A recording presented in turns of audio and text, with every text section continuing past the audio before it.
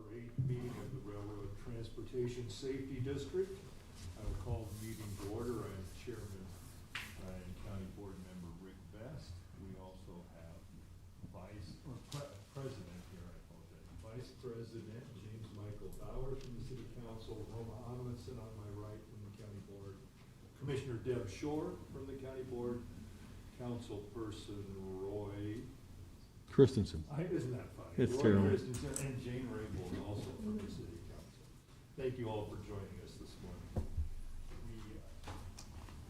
This meeting of the Lincoln-Lancaster County Railroad Transportation Safety District, commonly referred to as the Rtsd, is subject to and adheres to the Nebraska Open Meetings Act.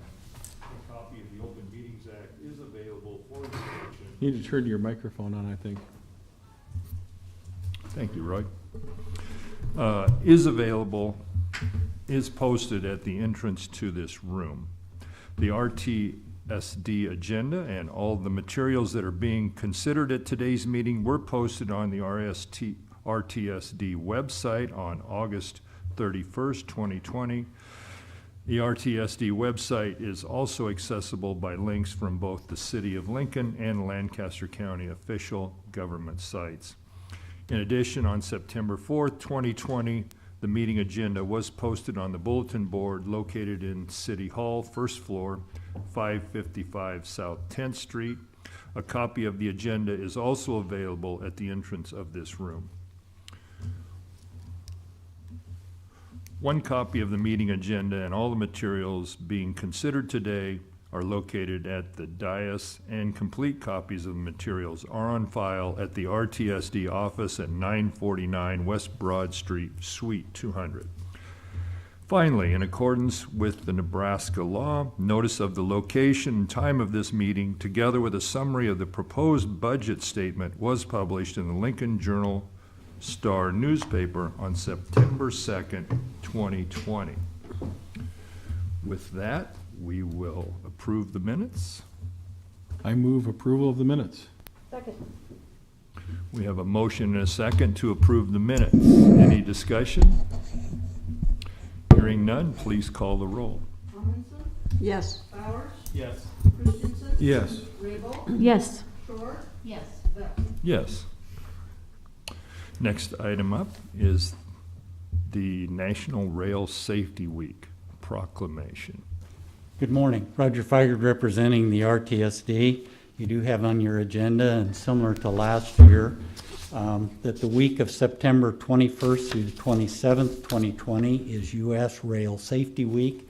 We do have a proclamation, and you all have signed that. The proclamation that's currently on the website is unsigned. We'll get that changed after today's action. And I think it's normal practice to say U.S. Rail Safety Week, whereas the City of Lincoln and Lancaster County Nebraska Railroad Transportation Safety District, the Rtsd, recognizes the importance of railroad safety as across the United States, a person or vehicle is hit by a train every 3 hours.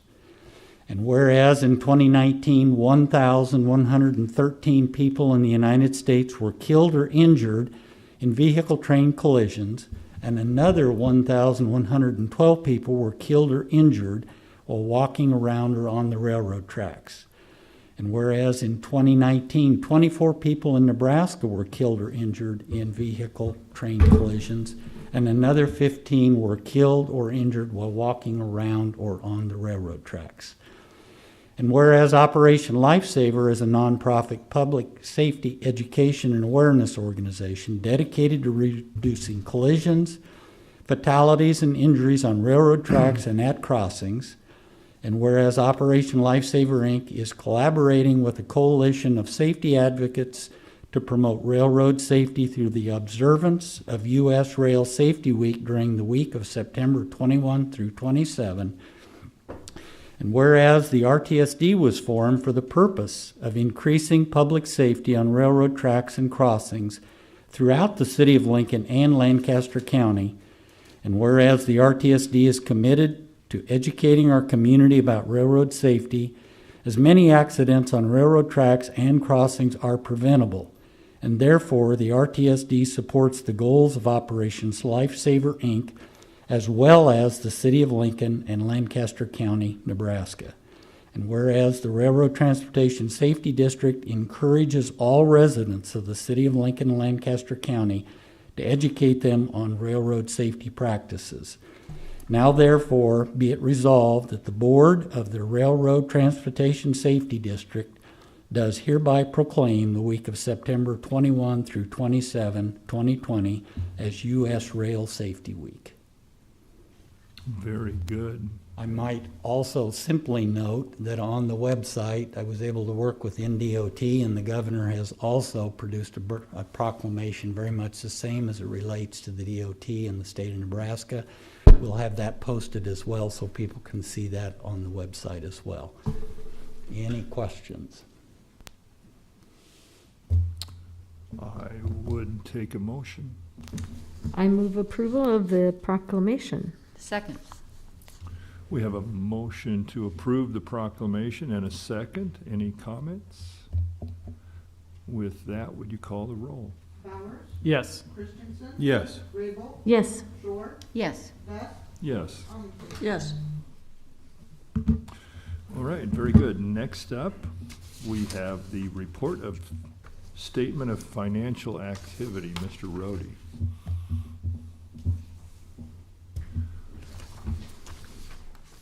All right, good morning, everyone. I'm Ron Rhodey from the Lancaster County Budget and Fiscal Office, and I'll be going through the financial statements for the quarter.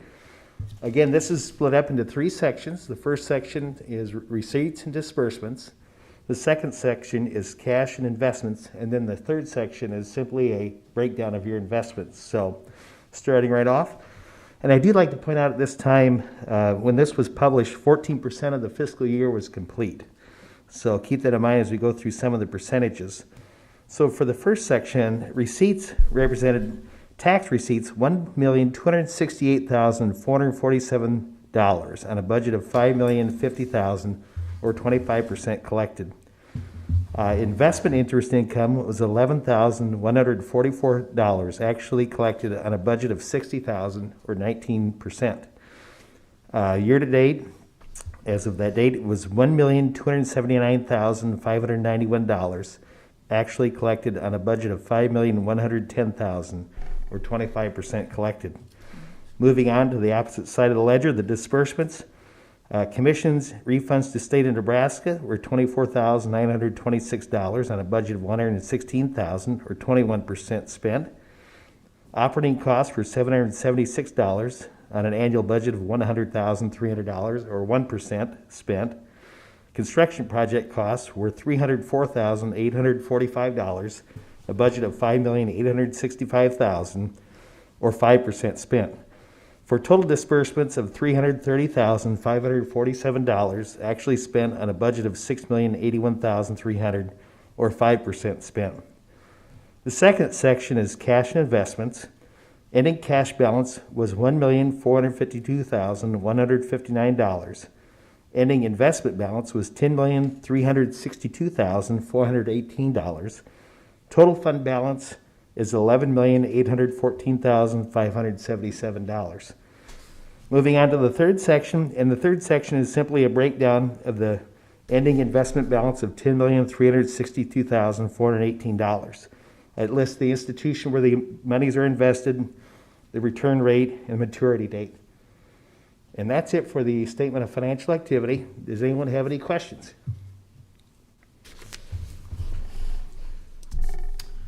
Seeing none, I will move approval of the statement of financial activity. we have a motion and a second to approve this statement. Any further comments? Hearing none, please call the roll. Christensen, Yes. Rabel, Yes. Shore, Yes. Beth, Yes, Armstrong. Yes. Bowers. Yes. Thank you. thank you, Ron. Moving on to item 6. Okay, we have a couple of items there. Chris Humphrey will be here and give us a quick update, which you all heard not too long ago at the Commons meeting on 33rd and Cornhusker. So, Chris, go ahead. Hi, good morning. I'm Chris Humphrey, the Rtsd project manager for the 33rd and Cornhusker. And like Roger said, I don't have too much of an update since I just presented at the August 18th Commons board meeting. We continue to work on the pedestrian mitigation for the closure of the 44th Street crossing. We have some meetings with NDOT, the Nebraska Department of Transportation, and Federal Highway Administration this week. And we're also meeting with property owners as they contact us. And just as a reminder, if anybody's interested in seeing the most updated plans, it's on the website, 33rdcornhusker.com. And with that, I'm happy to take any questions from you guys today. Thank you, Chris. Okay, thank you. Okay, today, next on the agenda is Burlington Northern Santa Fe and Omaha Public Power District is here to talk to us and share a little bit about an exciting and a new partnership between the two of them. Jeff Davis is the Executive Director of State Government Affairs, and Michaela Valentine is Government and Community Relations Manager for Oppd. So Jeff, come on up, and hopefully the guys in. We have a PowerPoint presentation, and Jeff will go through that for you. So just up and down. Will it show on the screen, Roger? Yep, or- we got it. There it goes. Yeah. All right. Mr. Chairman, members of the commission, thank you for allowing us to be here today. I'm Jeff Davis. I'm the Regional Director of Public Affairs for Bnsf Railway. With me is Michaela Valentine, who's here on behalf of Oppd, and we'll be happy to answer your questions. In my 9 years of covering Nebraska here for Bnsf, this is my first opportunity to be here in front of you, so we appreciate that opportunity. Just want to take a few minutes to talk about Bnsf, our commitment to safety, and our service in Lincoln, particularly through South Lincoln. Just a little bit about Bnsf. Each year, we haul enough grain to feed almost 1 billion people with a year's supply of bread. We haul enough asphalt to lay a single road 2 times around the equator. 5.3 million intermodal shipments a year. If you bought an appliance, electronics, clothes, or packaged goods in Lincoln in the last year, even if you bought it off of Amazon, chances are it was handled by Bnsf at some point on its journey. More specifically, we are headquartered in Fort Worth, Texas, but we are a Berkshire Hathaway company, headquartered in Omaha. We have 32,000 plus miles of track in 28 states and 3 Canadian provinces. About 36,000 employees. We operate on average about 1,200 trains a day. That number has peaked as high as 1,700 in the last 10 years. And we move 1/4 of the nation's freight. Specifically in Nebraska, as you can see, we have more than 1,400 miles of track. If you look at the PowerPoint, the gold is, the goldish orange is Bnsf.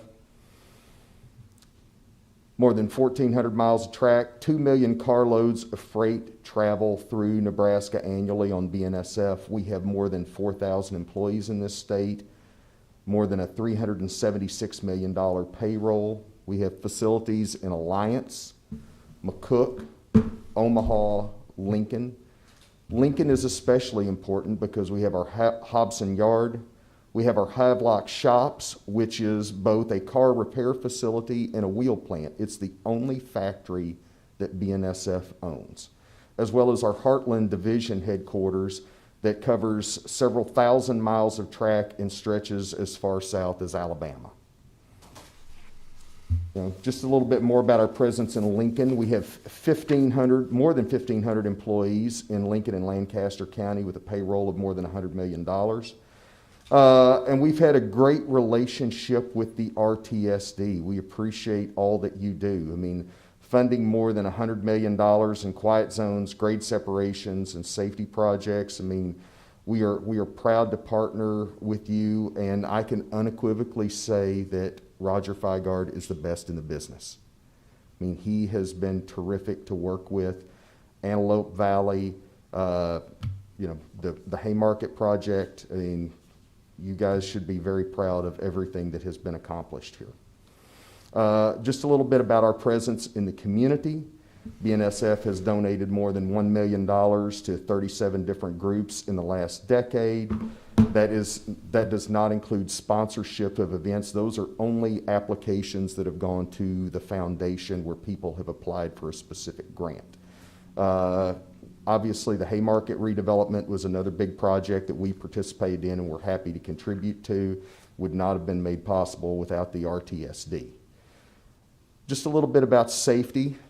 It's ingrained in everything that we do at BNSF. Since 1980, the railroad industry has reduced the rate of employee injuries, train accidents, and grade crossing collisions by 80%. In 2019, BNSF moved hazardous materials 99.999% of the time without an accidental release. So in essence, that's 1 out of every 100,000 trains. Rail is the safest mode of land transportation. BNSF safety provision is to prevent accidents in the first place. If I were to take you over on a tour of our Havelock shops, you would see that there is no equipment below anyone's knees or above their shoulders. We design everything ergonomically to prevent accidents in the first place. We've tried to create a safety culture within our with our employee base, and then we work on the back end to review everything and make sure that we are just engineering risk out of everything possible. Just to give you an idea, here are some safety numbers. You know, in terms of employee injuries per 200,000 employee hours, or for assume that's 2,000 hours per employee, that's one employee, or 1,000 employees there. You know, we're averaging less than 1 injury per 1,000 employees now. You know, rail equipment accidents are down to approximately 2 per million miles. And probably what we're most concerned with here, crossing accidents per million train miles, approximately 1.5. And obviously, I mean, we're proud of our safety record, but you know, we know that we have work to do there. You know, our goal is to get to 0. We want no accidents. Just a word about our environmental commitment. It's important to the public. It's important to our customers. U.S. freight railroads, on average, can move a ton of freight more than 470 miles on a gallon of diesel fuel, making it the most environmentally friendly way to move freight. There are places and there are times when we can get over 500 miles. We are doing everything we can to engineer, you know, to be as efficient as possible, because we know that's what the customers and our public want. Talking a little bit about our service to Nebraska City. Here's a good overview of the tracks here that run through South Lincoln from Pioneers Boulevard out to Yankee Hill Road and the various crossings. You know, to some of the important questions that we are facing. Will the trains be operating on a schedule? Unlike passenger trains, freight trains do not operate on a schedule.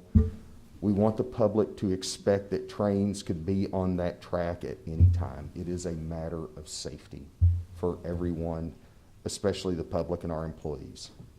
How many trains are you going to see? On average, it will be 1 train a day leaving BNSF's yard in Lincoln there off of O Street, traveling to Nebraska City and returning several hours later. How long are those trains? Approximately 7,600 feet in length. That's approximately 1.5 miles. How fast will they be going? Trains will be typically operating at a speed of 20 to 30 miles an hour. So, in conclusion, I just want to say we live here, we work here, we haul freight and we haul it safety. It's our job. And we want to be good neighbors to everyone in this community, and we'll do what we can to honor that commitment and be good neighbors to everyone. Thank you. Thank you, sir. Any questions for Mr. Davis? Yes.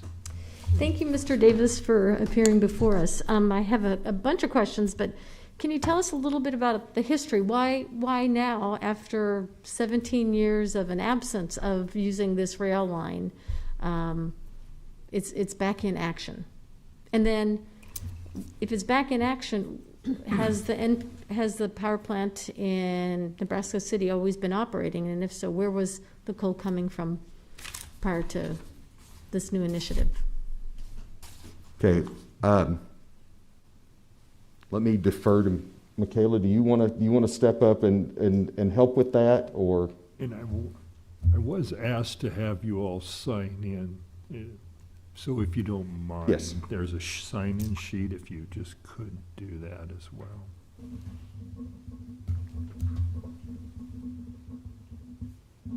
Where it's our customer, I'd prefer to let our customers Okay. speak for themselves. And then, Jeff, then I'd like to know, what are your initiative in reaching out to the neighborhoods that are going to be impacted? So, Thank you. Michaela Valentine, Valentin, and Oppd 444 South 16th Street, Omaha, Nebraska. To answer your question, the history of it is we haven't been on that track for 17 years because UP was hauling coal, so they come off of a different track. And because it's BNSF, now that track will be used. So they were just coming a different way previously. So that's, they'll cease going that way now, and then BNSF will come down through Lincoln to Nebraska City, and that's the difference that's impacting Lincoln now. what was the motivator for the change? Was the contract with? We put the contract out like every so often, and we just do the public bidding process, and so BNSF won it this time. And so UP was going on the northern part of the state and then coming down?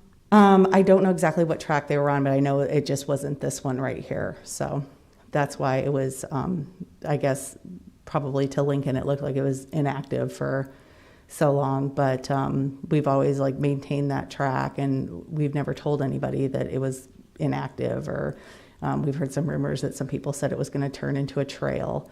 We've never had any of those conversations. So the thing about us owning the certain part of the Arbor line from 56th Street East is that we're able to run both UP and BNSF on there. So there are some customers down the line that do use UP and will continue to use them, but that will be further to the east of Lincoln. Shouldn't impact you at all. And the Nebraska City processing plant will continue to remain in operations? Yes, it's always been in operation. We see it being in operation for the foreseeable future. So, okay. Yeah. Thank you very much. Sure. Any other questions, OPPD related, while I'm up here? Good question. Anything for Ms. Valentine? Okay. If not, then I have Commissioner Sherwood. Oh, to follow up with Jeff. You have a on follow-up. Okay. Deb, or Jane has a follow-up, then Deb. With Jeff on the outreach to the Yes. the neighborhoods, because this, as you Right. can imagine, this is a little bit of a Right. like I a huge change for them. Right. So the city has a wonderful website that has HOA contacts as well as contacts for the neighborhood groups. And so I have put together a list of approximately 20 HOA and neighborhood groups, which I don't have it on me, but I will be happy to share that with you. I've already I've already talked to Village Meadows and I believe Thompson Gardens, and I've got obviously another 18 plus to go to reach out to everyone. We've put together a one-page handout that is in the back of the room that you have a copy of as well. And, we want to have a dialogue with the HOAs and the neighborhood groups. And, I'm willing to go out and spend, as much time as I can with people to see what we can do to make them more comfortable. I understand that they're not, this is going to take some getting used to. And I can imagine it's probably challenging in your outreach during our pandemic to try to have FaceTime meetings with people. Are you participating in Zoom for these? Yes, I try to ask people what they're comfortable with, and if they're willing to meet in person, I'm happy to meet in person. If they want to have a Zoom call or just talk on the phone, I'm happy to give them the fact sheet and go through any questions that they might have. Okay, and you hope to have all the outreach completed by End of the month. end of this month? Into September, yes, ma'am. Okay, So I will be in Lincoln 2 or 3 days a week for the rest of the month.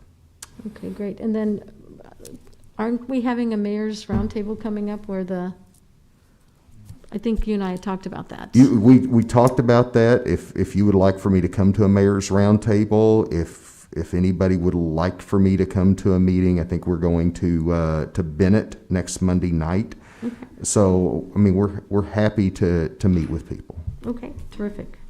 I'll get you that date. Very good, Commissioner Shore. Mr. Davis, I hope you can stay to the end of the meeting. I know we have at least one, if not a couple, members of the public that are here that would like to provide input during public comment.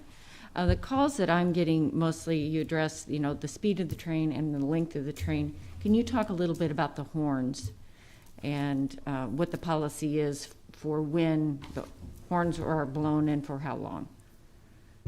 Okay. At any rail intersection that those trains are approaching, they are required to blow the horns. And I'm gonna look over here at Roger Feigard and ask him to be a check on that. But I believe it's approximately 30 seconds prior to from the locomotive getting there until I think it's the engine comes across the tracks. Is that?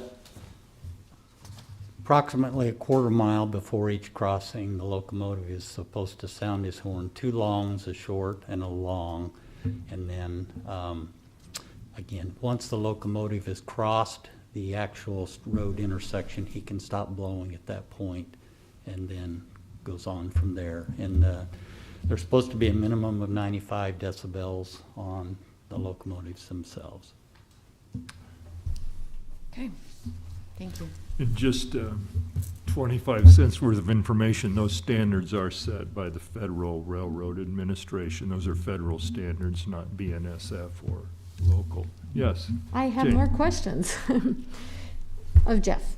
No, Jane. Unless I didn't see somebody anybody else, else. of Back course. to Jane, or Commissioner Shores. Yep, okay. Okay, go ahead, Jane.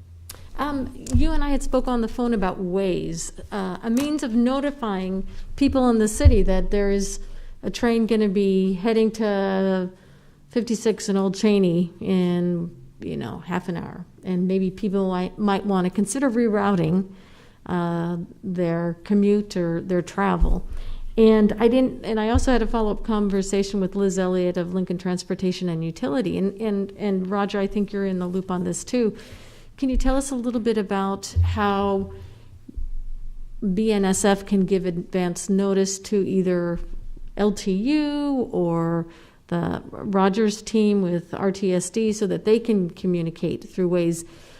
We talked about Fremont having a type of system, but Waze is an app that everybody can download for free and they can monitor it themselves. So have you had any follow-up conversations on a way of communicating to the people in the city of Lincoln, hey, there's going to be a train coming in a half an hour to these following intersections? So, Right. Well, unfortunately, I'm not intimately familiar with the Waze technology, but I'm not sure that I'm not sure that they can pin it down to a half an hour in advance notice. That would be news to me. But yes, the discussions are ongoing because BNSF does not want to be responsible for notifying, police, law enforcement, the public as to when exactly our train is coming through a particular intersection, because it could become a safety issue for both the public and for our crew members. So Fremont does have their own system set up where they track the trains and they notify people, but I don't believe they have interoperability with Waze yet, but I think they were looking at it. And it's just a question of, who does the notification, and we don't want to be responsible or liable for that notification. And can you tell us a little bit why? Because it could, well, for one thing, we don't want to be, if for something happens and we're wrong or we miss, then we could be liable for it, as well as we have to think about the safety of our cargo, the safety of our crew, and the safety of the general public, where if people know that a train is coming through at a particular time, that could be an issue. Okay, because I know Waze does it in real time. They're able to, Yes. based on different notifications, and I'm not all that familiar with it, but they can do Right. real time. Right. And do I think there is technology coming out there?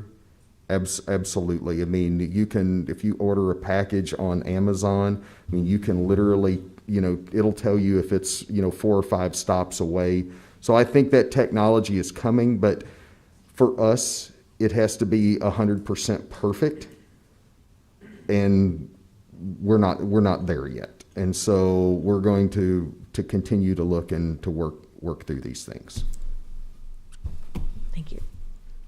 Very good. Anybody else? Yes, Commissioner Almond. And I do have a question, I think, and this would probably go to Roger.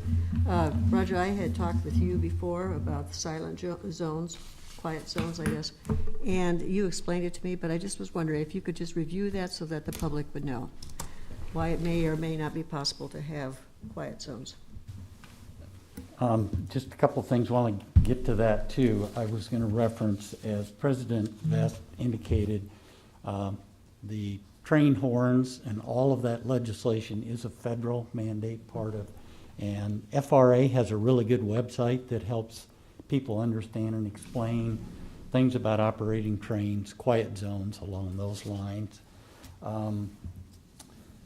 So the current Highway 2 corridor, unlike several others in Lincoln along Cornhusker Highway and 3rd Street South, the Highway 2 corridor is not a quiet zone.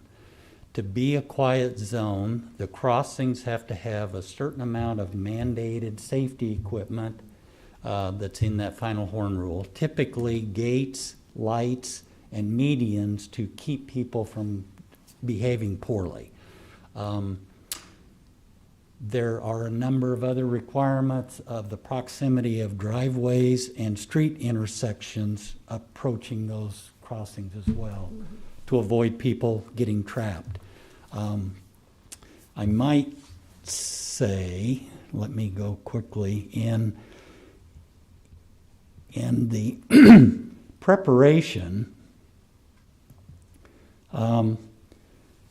obviously, Bnsf came in and Oppd started meeting with city officials, mayor, council, yourselves.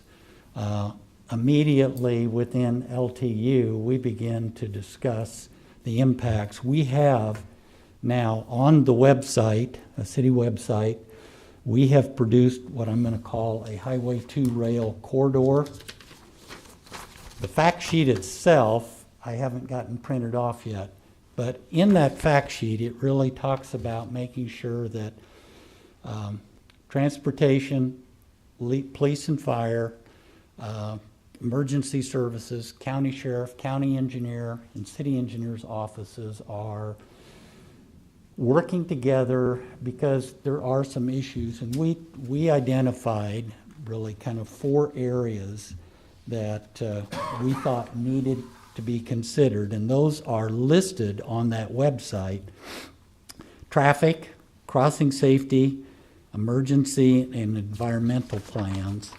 And we have started meetings to address all of those issues to what could be done internally. The goal is with this website is that the goal is to tell people what the facts are, much like Bnsf and Oppd have done.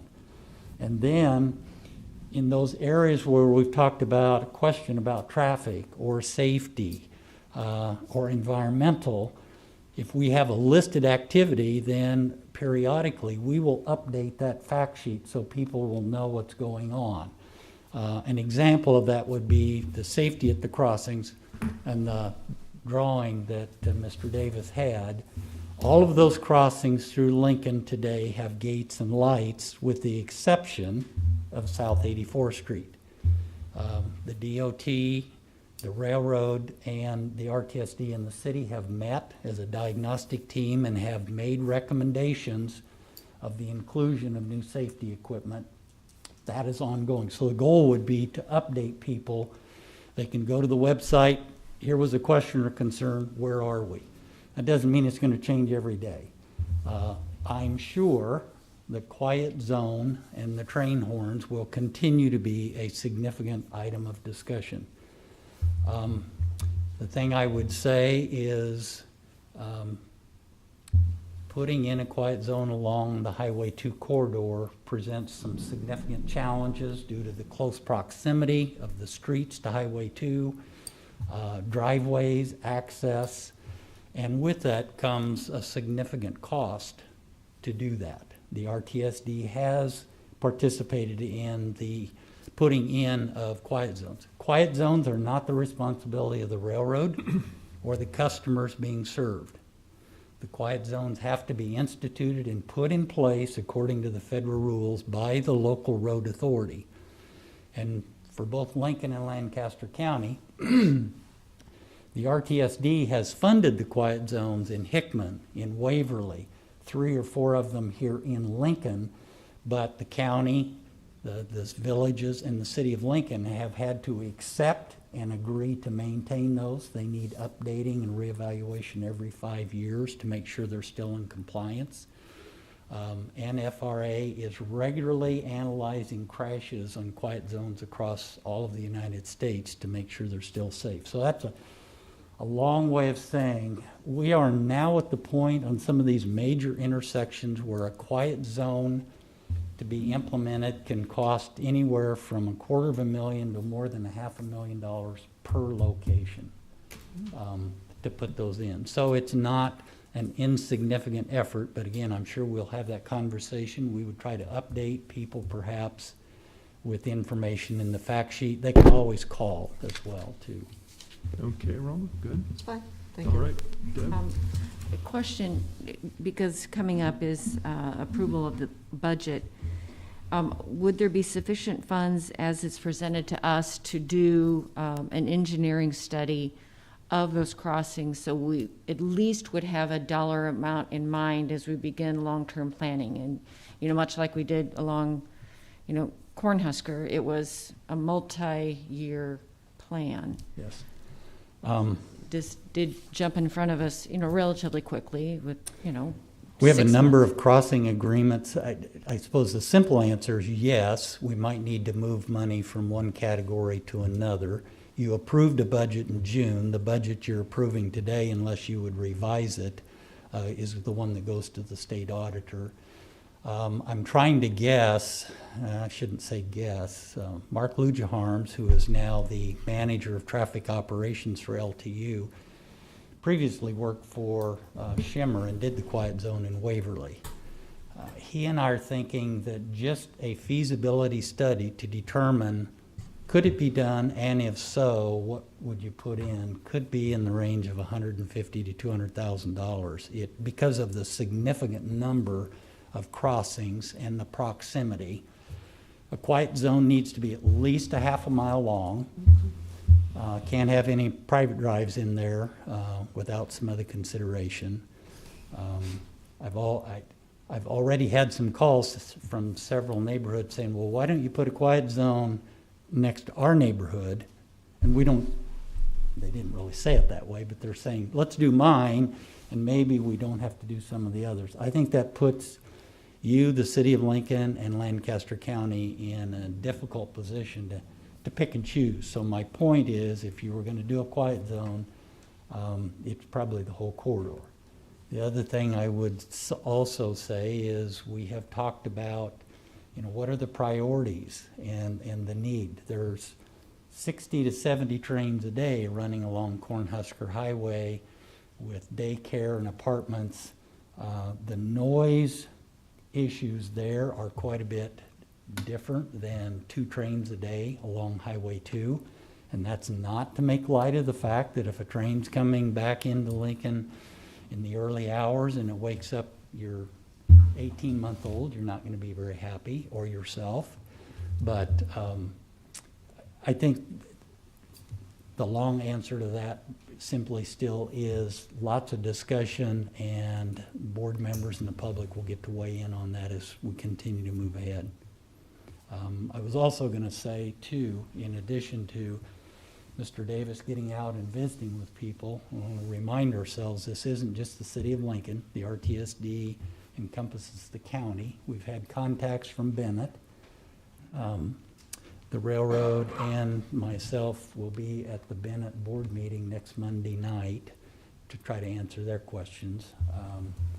Probably the biggest issue there, really taken off the table for the RTSD, is the primary crossing in Bennett is Highway 43. That's an NDOT facility, and they typically do not support and don't recommend quiet zones across their state highways. Just a final question. The fact sheet you referred to, where can that be found? Well, I've got, if they will pop over here, it is, if you go to just the RTSD website and overview the Highway 2 corridor. Okay. They're trying to come up. Our goal is to make this friendly and keep it going. We will also print some of these sheets so that we'll have them available at different spots. Yes? Roger, just to follow up on Deb's question, is there a possibility, do we have any flexibility in the budget to allow for us to get an estimate about the feasibility of quiet zones along the track? I mean, is there any flexibility? I think there's flexibility. I guess what I would recommend to the board is do the budget. Let's see what continues to happen. Our next board meeting is in early December. If the conversation continues to say we need to analyze that, Mark Lugerharms and I could put together a proposal of what we think could be done with that at that point. Yeah, I'm hearing support for that, Roger. I think that might be the best way to proceed at this time. Okay. So we will know that we're going to be getting more information about quiet zones and what potential paths are available there. Sure. Any other questions? Yes. I have one more. Roger, you mentioned at 84th, it does need some gates and guards and things like that, correct? Today, the only thing that's there is a crossbuck and a yield sign. The diagnostic team was recommending that there be gates and lights installed at that. OPPD is working on a cost estimate. Okay. And then there will be the inevitable negotiation with the state, maybe the railroads, the RTSD, on cost sharing. Okay, because I noticed in the budget we have 0 budgeted for it. And the reason, I think, if you looked at your CIP sheet out several years out, there is money in that same line item, but a ways out, kind of waiting until the city caught up and the urban roadway got built, Jane. Okay, in 2022, 2023. But it could always move up. Okay, sounds good. Okay. Okay, thank you. Okay, then we have a question from James. Hey, I just have a very quick question. How long is the agreement between OPPD and BNSF for? I think I need to let them answer that. Okay.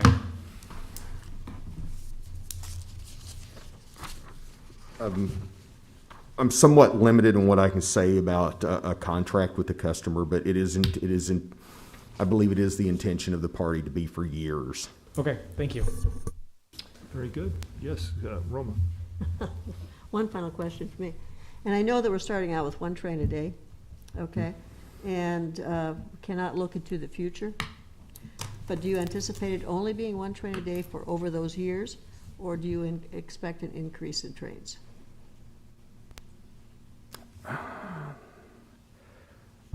I would anticipate an average of one train a day or 2 train moves. 2 trains a day. I mean, So, I one mean, going, one- we've built, there's a little bit of cushion already built into that. And so I don't know, I mean, obviously there's a grain elevator in Syracuse and a plastics manufacturer in Nebraska City. There could be something else, but, because this is not this line is essentially a cul-de-sac, you're going to be limited. You're not going to see the amount of traffic that you see on, for instance, the St. Joe sub that comes out of our yard and goes to Kansas City, or, to Omaha, and then over, east to Galesburg, where you could see 75. I mean, you'll never see anything like that. Very good. Thank you, Mr. Davis, for your insights and your time. Thank you. Thank you. Thank you, Mr. Chairman. Roger's back. Mr. Vest, I was simply going to say under the next item, 6C, was the crossings. I'd like to defer and speak to certain crossings as we deal with other agreements throughout, and I can cover any gaps on crossing at the end rather than take up time at this point. So I would Very good. We'll move item on 7. to item 7 then, consideration of the annual audit.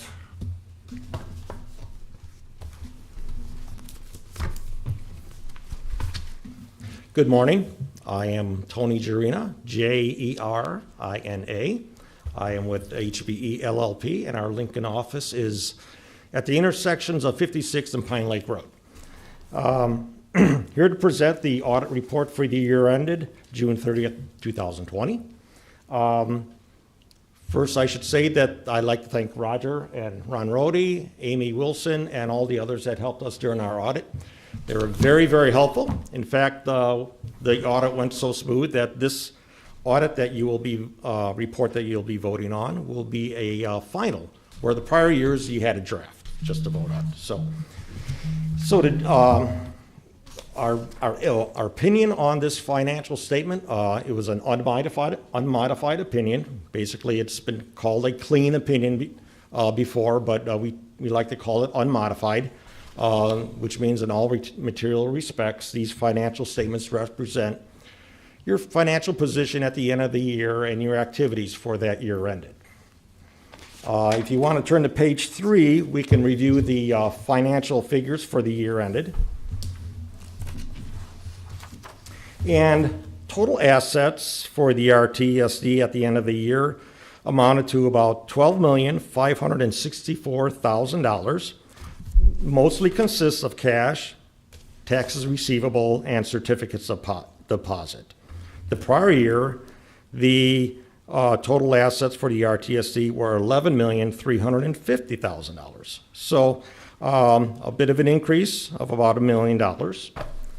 Total liabilities as of June 30th were $305,000, where the prior year they were $445,000.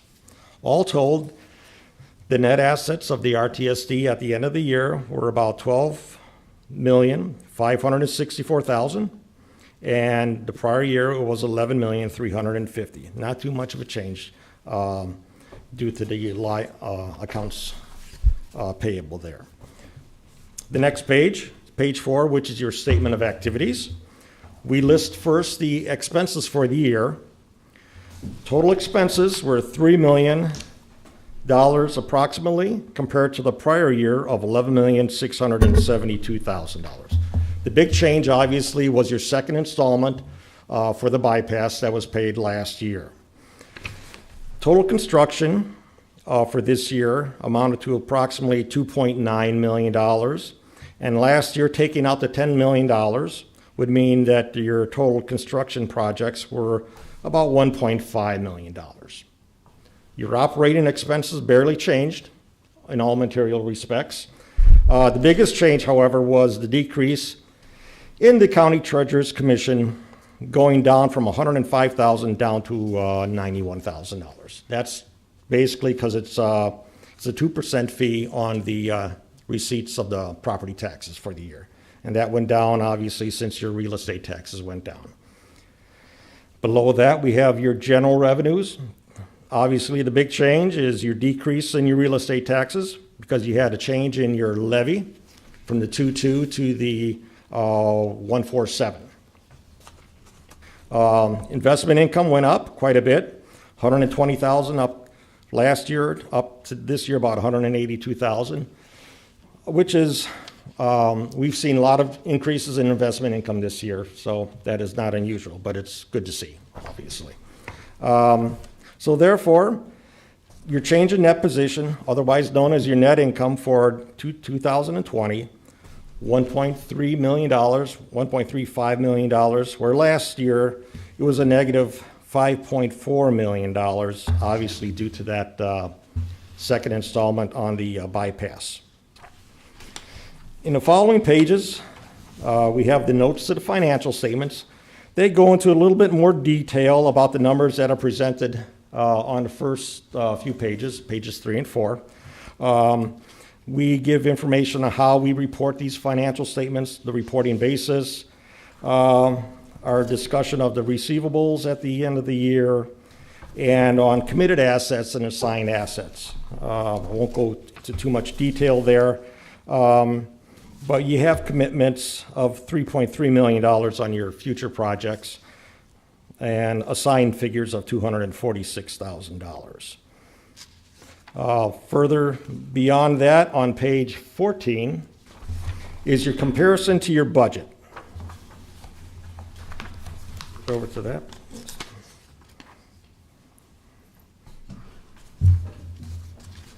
And in the budget to actual comparison, we talk about resources first. We began the year with approximately $9 million of resources, cash, things such as that. These resources here are on a cash basis, so taxes receivable are not included.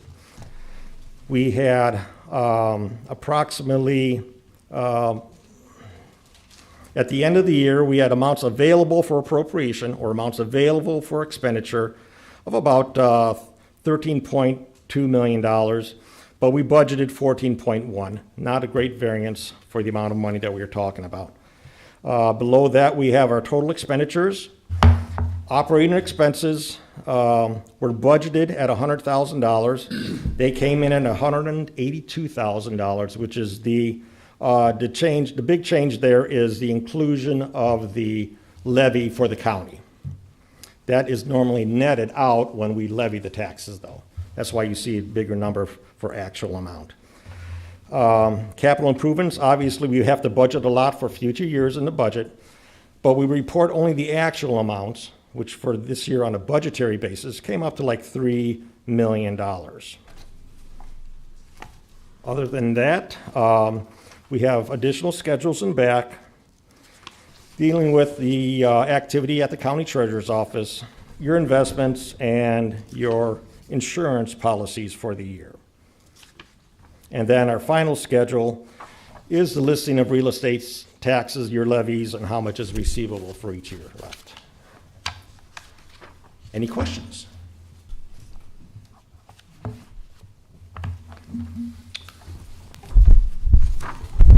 For Mr. Jarina? Thank you. I would entertain a motion. Approval of the budget as submitted. Turn my mic on and say I move approval of the budget as submitted to us. Of the audit. Excuse me, the audit review. Yeah. There we go. Yeah. We have a Sorry. motion. We'll second the motion to receive the annual audit.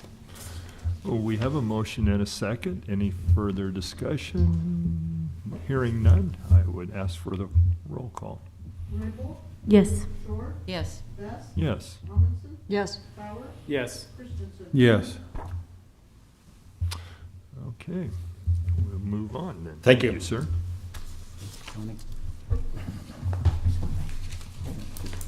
Okay.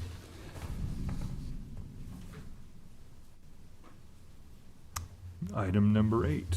Okay, consideration of the FY 2021 budget.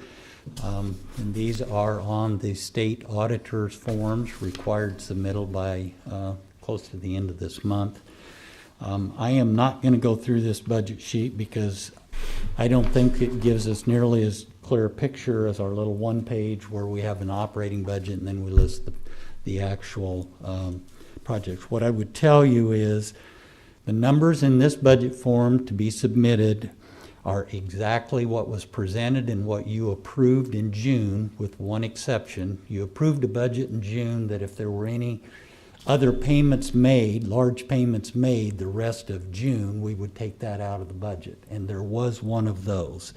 The OPPD at Pine Lake Road Crossing, we had a $600,000 budget. That work was completed, and we were billed and paid $383,733. So over $200,000 under our estimate.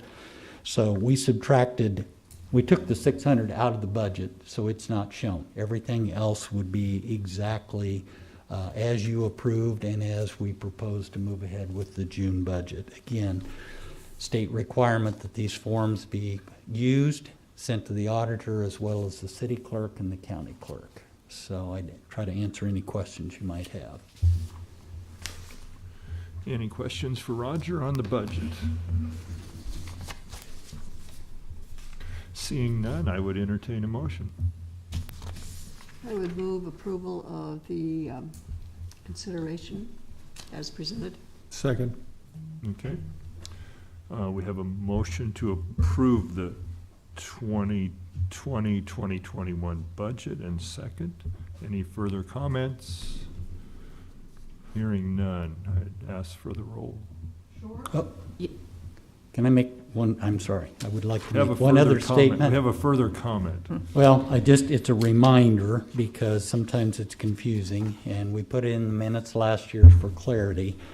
Just a reminder that the board, yourselves in June, approved the 1% lid authority at the June meeting. This does not increase the budget by 1%, but allows the board additional flexibility in the budget if it's later deemed to be necessary. If the board ever decided they needed that 1%, it requires another vote by the board. So just want that in the minutes for the state auditor that you did approve that additional 1% in June, and that's how this budget will move ahead with that same representation. We approved that lid change in June, so we Yes. don't need to do that one again, right? This is a reminder for the minutes so that if we have clarity on that. Okay, It was approved unanimously. It was approved unanimously, yes. good catch, Jay. Thank you. All right, then, please call the roll. Yes. Yes. Yes. Yes. Yes. Yes. Okay, item number 9, report regarding current budget status. Okay, and fairly brief, as Mr. Rhodey said, we are just really getting the year started off. In your packet and on the website is a copy of the proposed one-page sheet that shows expenditures and budgets over the last couple of years. I would make note simply just the change I had told you about 3/4 of the way down.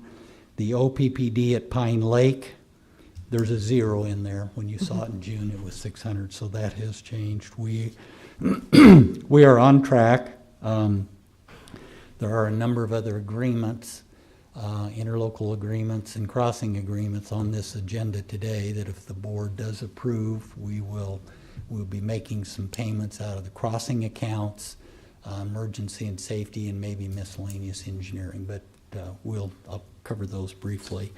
Other than that, I don't really have anything else to add for the current budget status. I'd answer any questions. Fairly early into the year here, so seeing no questions from the board, we'll move on to item 10, consideration of a resolution to revise contract authority. Okay. Mr. Kudelek is going to come up. He drafted a resolution. Part of this is to maintain consistency between state law, city and county law as it relates to contracts that can be approved without full board approval. But it could be approved by the president and the executive director. And I'll let Mr. Kudelek kind of go through the details of what's in there and the conditions with that. Sure. Bill Kudelek, Crosby Gunzel Law Firm, 134 South 13th Street, Suite 400. I'm here with respect to a resolution which is basically an amendment and superseding a previous resolution that the board adopted 1 year ago in September. And it's what Roger and I refer to it as a small contracts authority. And what it does is it is an authorization of this board authorizing the president and the executive director to negotiate and sign contracts that have a financial impact on the RTSD of $50,000 or less. The current authority that this board, under the present small contracts authority, is $25,000.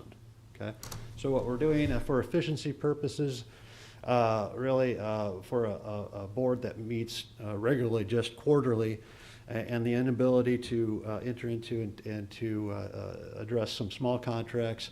It's been a year ago adopted kind of that small contracts authority. This one, the only change from the existing, again, resolution is to raise it from $25,000 to $50,000. There are conditions on approval. Again, $50,000 is the maximum. The fees and costs have to be fully supported under the existing budget. The form of the contract is for engineering consulting services that uses our form contract and without modification. If there are modifications to those contracts, regardless of the size, we'd want to take that to the board first, okay? And then finally, a copy of that contract and a report regarding the status needs to be made to the board at its next meeting. It authorizes, again, the president and executive director to sign those contracts. They cannot delegate that authority to anybody else other than themselves. So with that, have any questions? And again, the reminder is to mirror the changes that were made in state statute over the last couple of years in the city and county as well. They raised theirs from 25 to 50. Okay, Jane?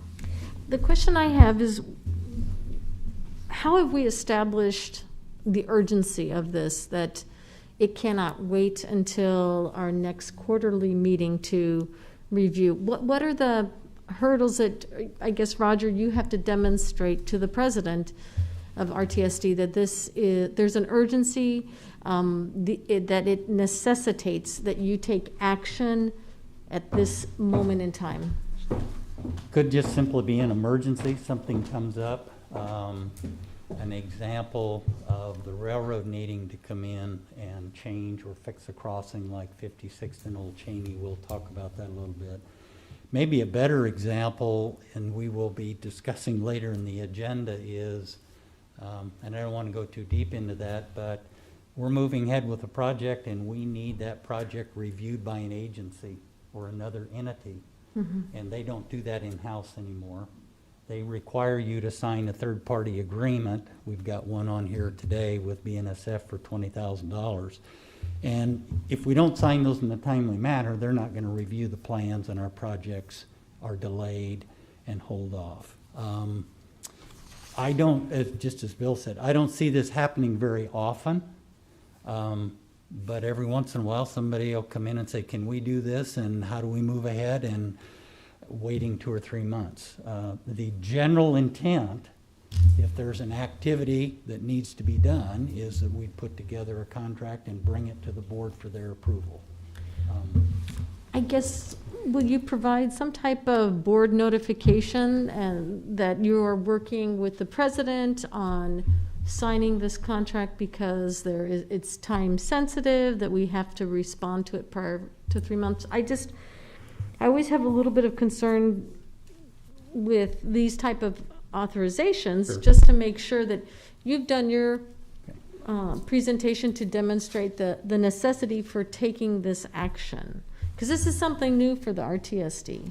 Well, but we had the same ability a year ago. At the $25,000. $25,000, which was asking the RTSD to give the president and the executive director the same authority that a city director today would have through a DO rather than EO, and at the county level. Although at the county level, I think everything comes to you guys. It might be a difference on the level of dollars to put something out for a competitive bid.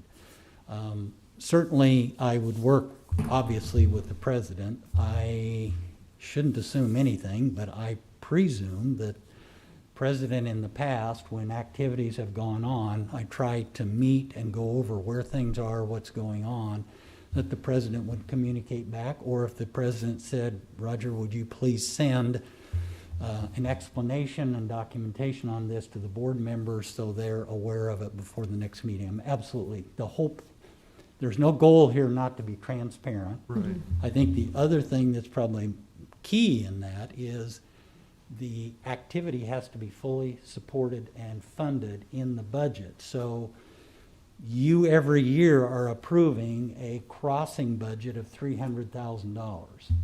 And I'm expecting that you are depending on me to have a priority of which crossings need fixed. And if the railroad comes in, you could sign that contract or that agreement and move ahead. And maybe that's one of the other reasons that I was most concerned is inflation. It used to be rarely, Deb and I, in the past, would sign what I called just a two-party agreement where the RTSD agrees to cost share approximately 50-50 with the railroad. Those rarely were over $25,000. This last year or so, they're significantly over that. So it dawned on me that perhaps we didn't have the authority anymore to enter into those agreements and wanted to get that up to 50. And one of them's under 50 today on the agenda, one of them is well over 50, and if it is, then we need to come to the board for that approval. But this authority is not just limited to railroad crossing initiatives requiring feasibility studies at all. You have the opportunity to trigger this for any activity that meets the mission of the RTSD, which is typically, has to do with railroads and the crossings. But it's got to fit in that category. But if one or two of you said, you know what, I need you to get started on this feasibility study and get somebody going on a quiet zone, then I would work with a consultant, try to put something together, see if we could perhaps keep it under 50 or a start like that if you're asking us to move ahead. Otherwise we'll have to wait. Okay. Any other questions? Well, Did that satisfy yours? I just want to make sure that there is a commitment for that transparency whenever this is authorized, that there is a notification sent out to the board as a form of transparent communication. Okay. Makes total sense to this president that we would operate that way, so I agree with that. And I do appreciate the spirit of the questions, Jane. We want this all to be out in front of all of us. That's the right way to do business, and I think we're all committed to that. So, bottom line, do we need to look at this more, or any other questions for Roger about this change? Go ahead, Deb. I'm comfortable passing it today, with the addition that should these situations occur, that an email is sent either from the executive director or from the president to the remainder of the board, notifying them that whatever action has taken place. Yeah, It's, I think, a simple way to be transparent and quickly notify the board of actions that have occurred. What the situation that triggered the need for an expenditure. I guess the other thing for transparency I could do, each month I submit an invoice with the scope of services to LTU of the activities that I have participated in that month. I could further share that. I think in the past I did, and maybe been remiss, with the president, and that also can be shared with, and it's just a listing of some of the different activities and things that I've worked on or been approved. So that'd be another way. If that'd be helpful, yeah, absolutely. Yeah. I would just move approval of the revision. Second. We have a motion and a second. Any further discussion? Hearing none, would you please call the roll? Yes. Yes.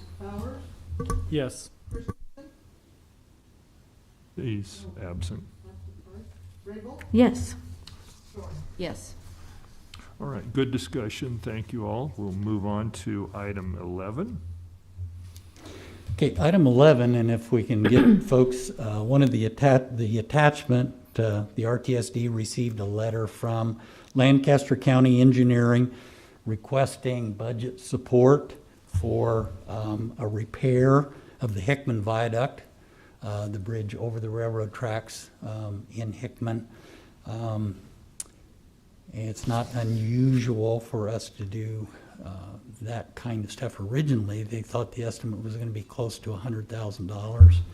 They actually were able to complete the work and protect the bridge abutment on the south side, and there's an invoice here of $47,258.67. And so I think simply I'm here. This, to me, is one of those things exactly the good thing about an RTSD, there to financially help and support do I not have that turned on?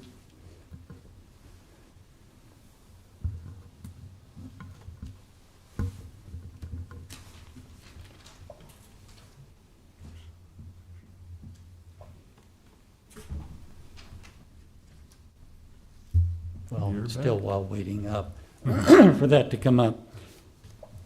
The real value and advantage of an RTSD to assist the city and county sometimes when they don't have the financial resources to do some things. So we have that letter. Attached with the letter is the statement, and also attached is documentation from the contractor that did the work, showing that that work was done and paid for. So my recommendation to you would be to approve that, and the money would come out of the county crossing portion of our budget for next year. Yes, Deb. And I did go out on site and watch this process occur. It's the first time we've used it on a county bridge. They drill holes down through the bridge and put in a spray foam that then fills the void. And once it comes in contact with earth, then it becomes hard, just like a rock. So it was a really interesting process to view, and I know the county would appreciate the financial assistance in stabilizing this RTSD investment. And I will move approval. Second? Okay, we have a motion and a second to approve this contract. Any further comments? Hearing none, please call the roll. Yes. Yes. Yes. Yes. Yes. Item 12. Okay, the next item is also an agreement. This is a consideration of the OPPD 56th and Old Cheney Crossing Agreement. If any of you have driven that over the last couple of years, those crossing panels are in quite a bit of disrepair. This is also another one of those things where the RTSD has agreed to be a cost share with the operating railroad to try to encourage them to keep the crossings covered.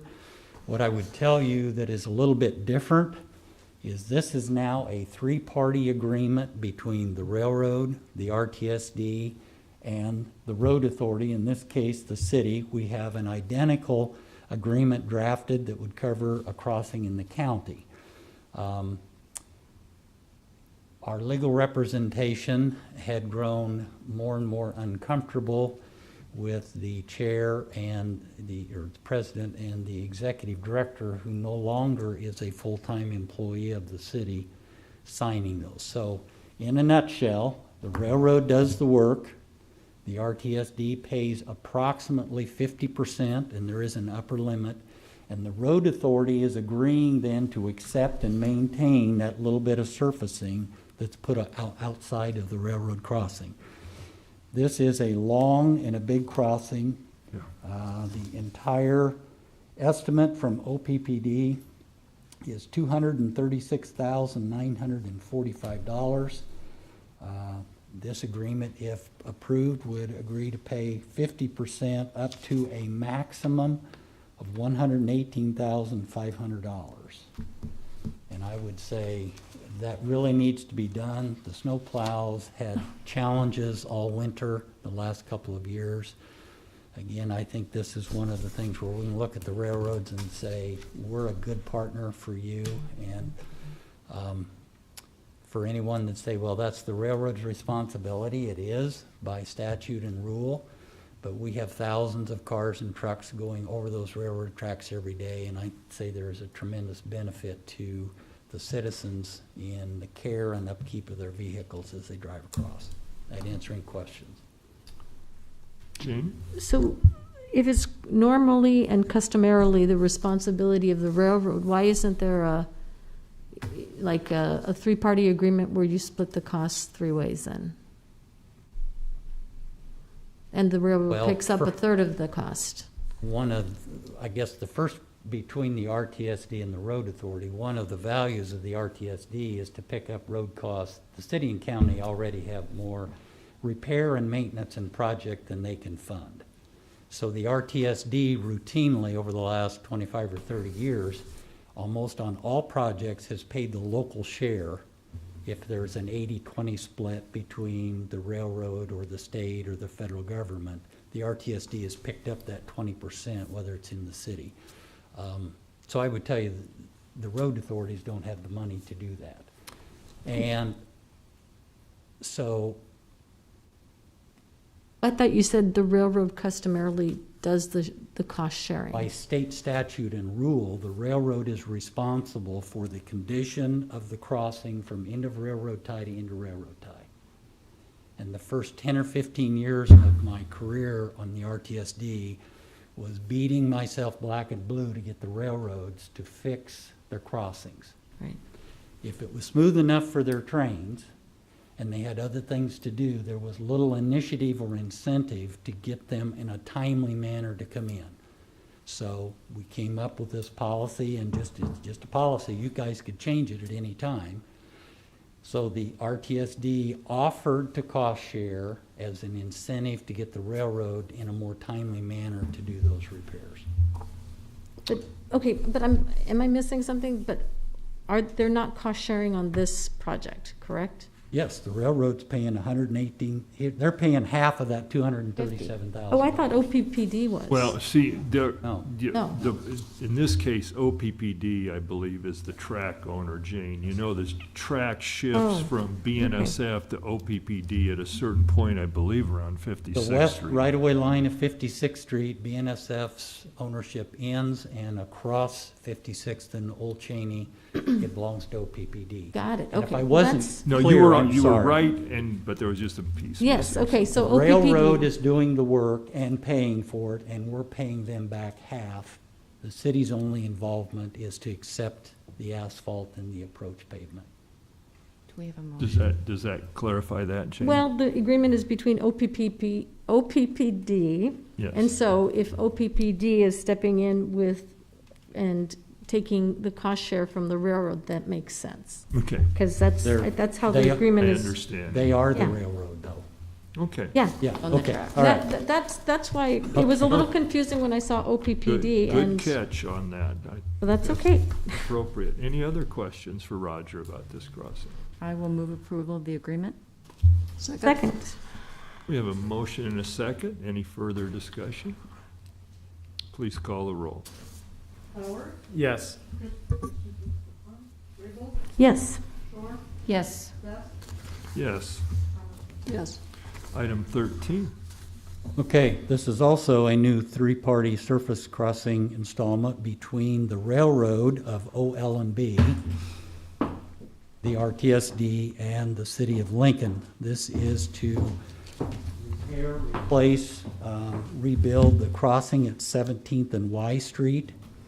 And again, everything here is the same. The OL&B will do the work, have the work done, pay for it. The RTSD is committing to pay approximately 50% up to a maximum of $46,000. And the city, when they sign the agreement, will be agreeing to maintain the asphalt that comes up to the tracks. All right. Any questions about this contract? I move approval. Have a motion? Second.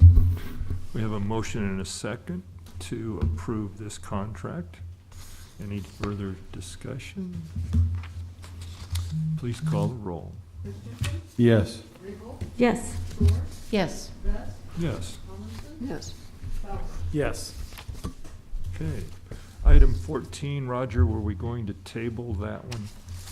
Yes. And I'll do a little more explaining just about why we have crossing agreements and then we have interlocal agreements. Item 14, I would ask the board to table that. That is a project to construct sidewalks along the north side of Old Cheney Road across the BNSF tracks that connects the neighborhood area to the Wilderness Park trail. Been trying to get that done for a long time. I don't have good enough cost estimates and information from both the railroad and the city on those costs, and I was uncomfortable in asking the board for any commitment.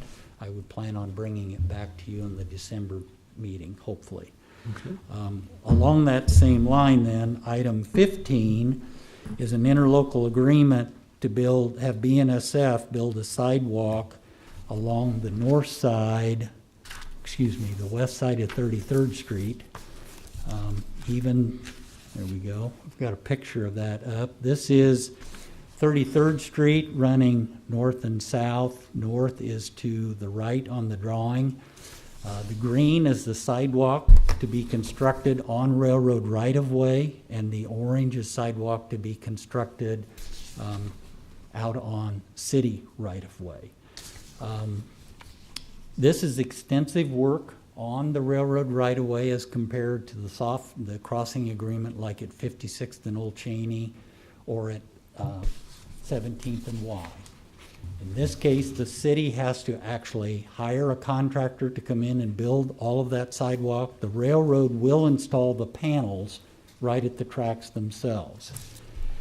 So in those areas where there's more extensive work being done on the right-of-way with recommendation from legal representation, the Rtsd is simply entering into an interlocal agreement with the city to pay the full cost of the railroad putting in the sidewalk panels and to pay the full cost of the sidewalk on the railroad right-of-way. The city would pay for the sidewalk off to the edge.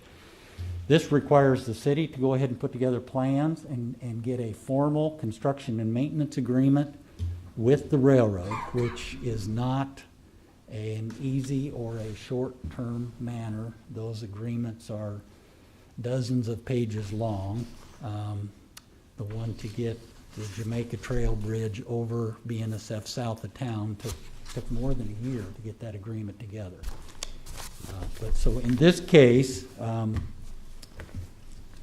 I have estimated with numbers from the city, this interlocal agreement, you would approve approximately a $22,000 estimate. My gut tells me that might be a little low, but I got a pretty good number from the railroad. Your approval of this interlocal agreement would be contingent on the city still being able to get the CM agreement with the railroad and get the work done. If the work doesn't get done, we're not committed to making that payment unless the work gets done.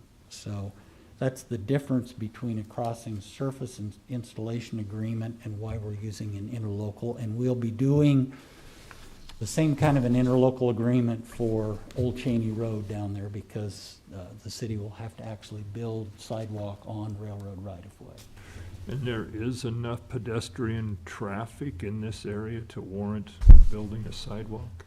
There is. 33rd Street is, I guess I'm. Yes, there's a path there if you go out, and even though we are working on a viaduct project regularly, there is traffic with people cutting across, trespassing, having to walk out into the street to get across. And for that amount of money, Yeah.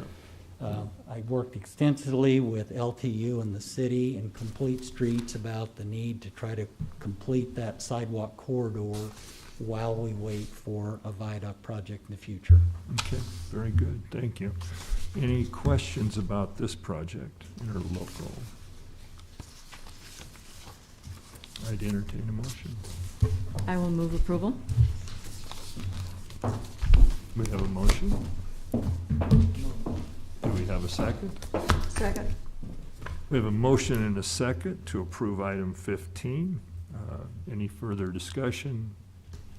Just a clarification, Roger, it says 14,000 and 6,000, so it's up to, did you say 20?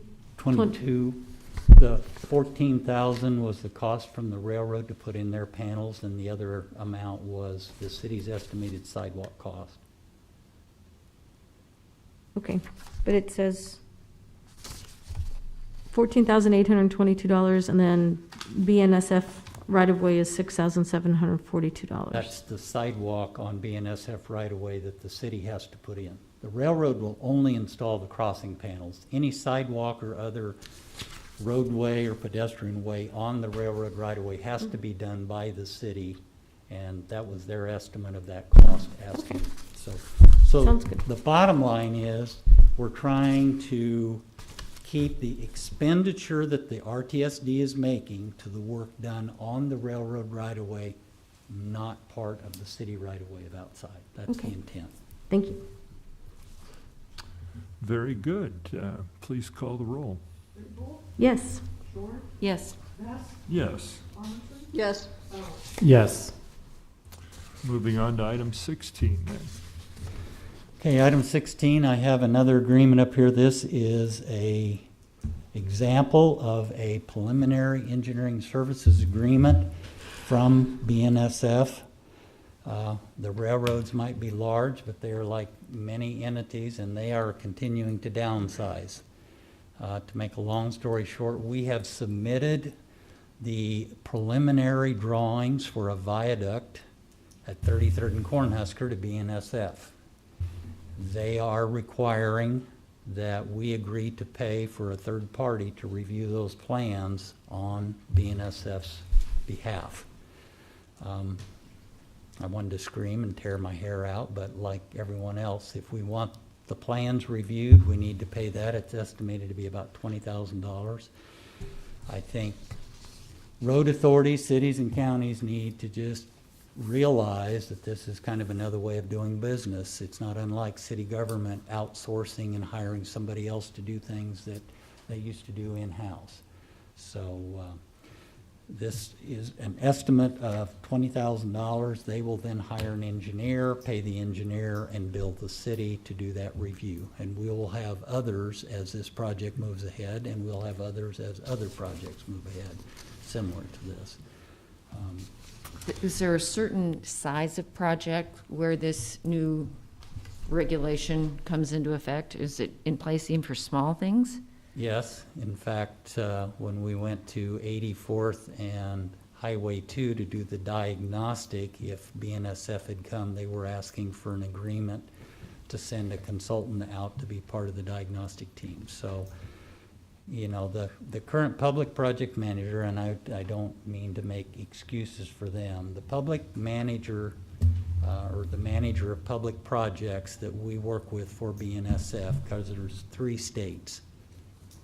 Now think about how many railroad crossings we have just in Lincoln and Lancaster County, and he's doing 3 states. So they're just overloaded and busy, and they are finding to be more timely. I guess that's the advantage for the road authority, is they hire somebody else to do that. Maybe it gets done more quickly, because it takes sometimes quite a while to get these done.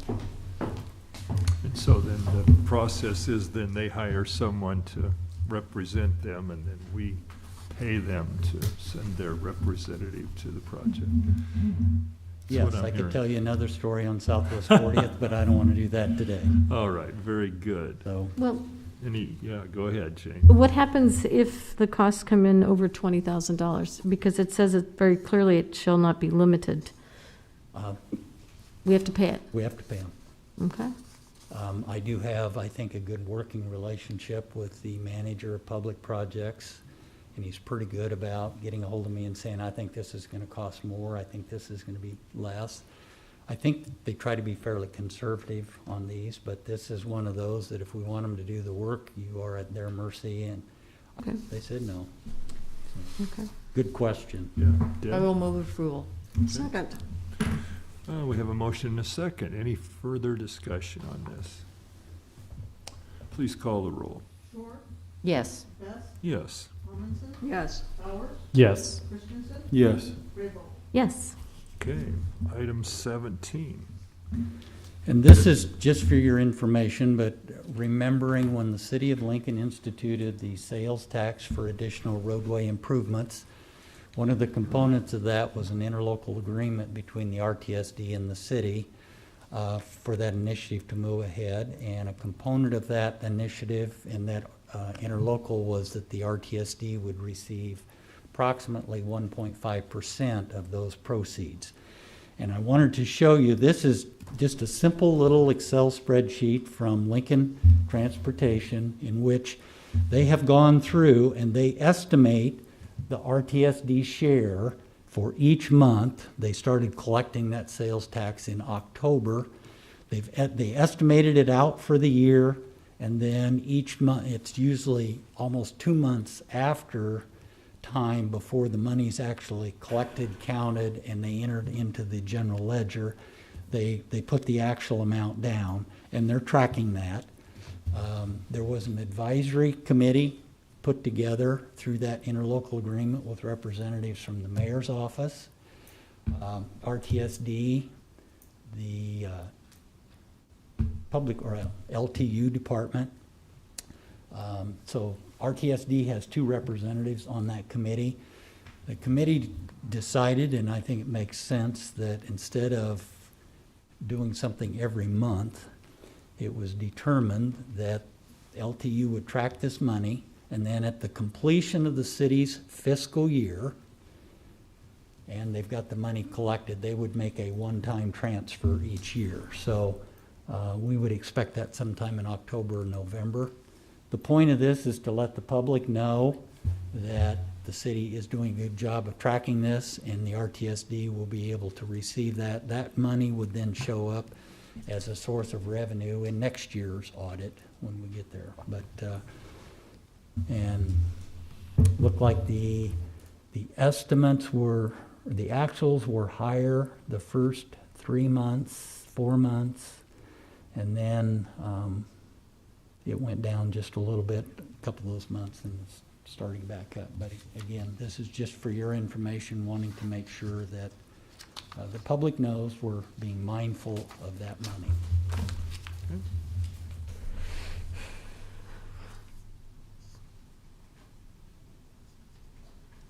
The next item is the RTSD did receive a letter from the Great Plains Trails Network asking and hoping that the RTSD would agree to be a listed donor on the dedication and recognition plate.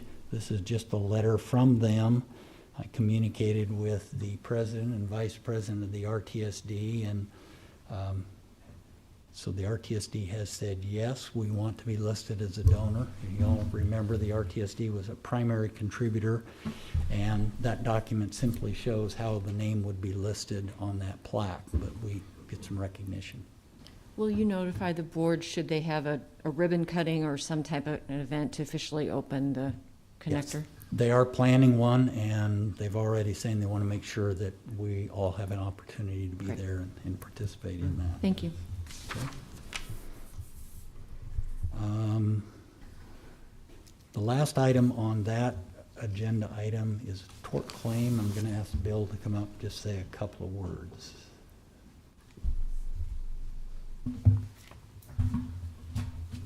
Again, Bill Cudel at Crosby Guns Law Firm. Within the last 3 weeks, we had an unusual circumstance in that the RTSD received a tort claim relating to a alleged accident that occurred August 21st of 2019 at a sidewalk along the intersection of Kingberg Road and Northwest 12th Street. Roger and I have continuing to have discussions regarding the tort claim, and we understand, I've had one conversation with the attorney for the claimant, understand the city may have also received a tort claim. I reached out to city law and have not yet connected with city law regarding it.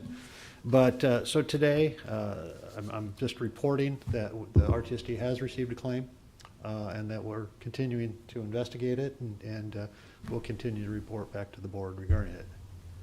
Okay? Any questions regarding that? You'll keep us apprised. Yes. Very good. Thank you, Bill.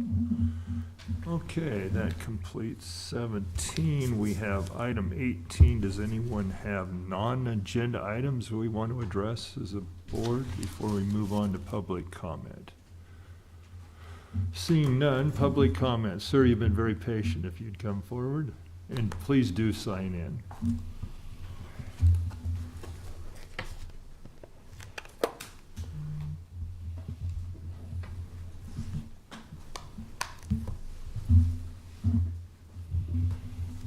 Do you, Amy, do you time 5?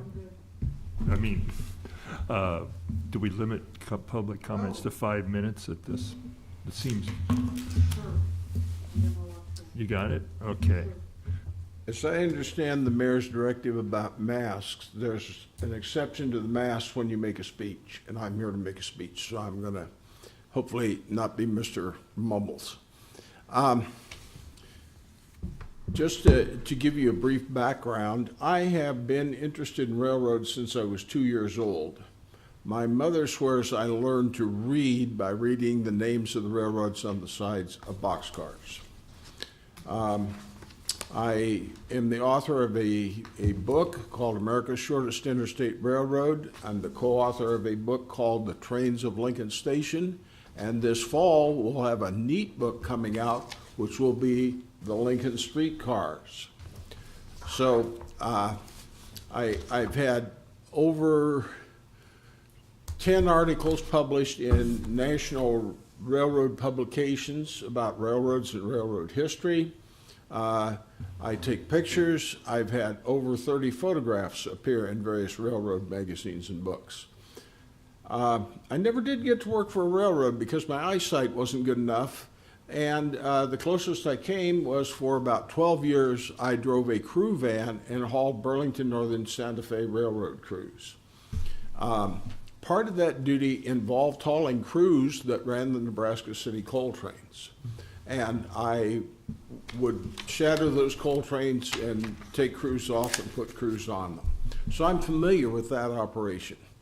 I'm here to tell you that from my perspective, the reinstitution of coal trains through South Lincoln doesn't pose a tremendous burden or safety risk upon the people. I watched those trains operate for years, and very few crossing accidents. We had one time where a train stalled east of 56th Street trying to climb the grade to Cheney because there was ice. We handled that nicely. I worked with 2 crews. They had a rear end pusher with manned crew. We got that train up the hill and on its way to Nebraska City. There is a concept which you should be familiar with called yard limits. The yard limits for the Lincoln Yard are out there where the ownership changes, 56th and roughly Old Cheney. In the yard limits, the trains operate more slowly than they do outside of yard limits.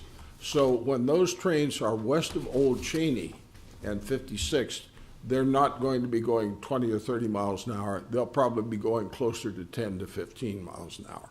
So you're not talking high-speed stuff. Now, I do have a concern, which I raised with Roger, and I think you need to be aware of it, and I'm going to get this thing upside down because I always do. Sir, do you mind giving us your name? Richard Schmeling. Okay, thank you. We'll see if that thing comes up.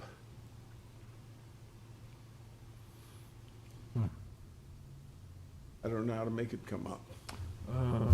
Technical support. I'm not sure I do either. Okay. Can we pause Mr. Schmelling's time so that way? Sure, that makes total sense. Thank you, James.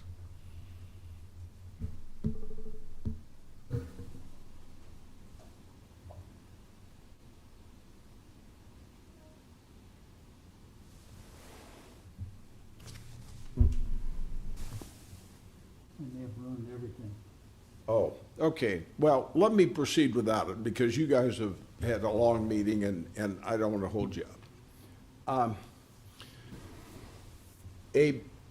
First of all, let me give you just a little background about why the trains didn't run on that line for a long time. There's always been competitive bidding where OPPD puts it out for bids. Bnsf had the contract for years. Then somebody up at Union Pacific says, this is no good. I mean, it's right in our backyard. That's an insult to us that we can't get that contract. So what they did was they underbid BNSF. They underbid BNSF. As a result, be careful what you wish for, because they found their track connection down at Nebraska City was not as streamlined as the BNSF track was.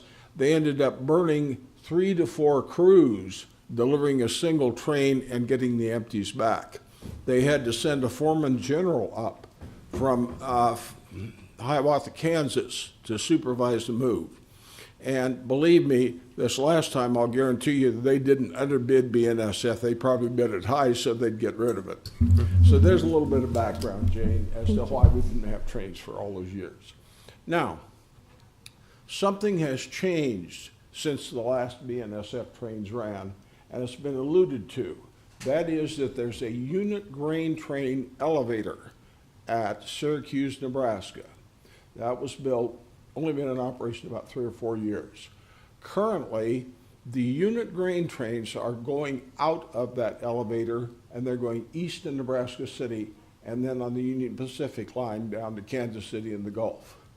However, the track arrangement was built so that you can take loaded coal trains out of that grain elevator and run them either direction, either east or west. And this is, I'm going to defer to Oppd and Jeff maybe to explain this a little bit, but the reason UP has gotten the grain trains so far is they were what was known as a designated operator for the Oppd section of track. I'm assuming that with the change in contracts, we're going to now have BNSF be the designated operator. That may open the door for them to negotiate with Frontier Co-op, that elevator, and start running some grain trains west through Lincoln. And I'll let Roger comment, but both of us, when we visited informally before the meeting, said we need to check into this and see what happens, because that could be another additional train on that line. The UP currently has been operating a local train down as far as Syracuse because there's an egg dealer down there, and they're taking a few cars of fertilizer down there from time to time.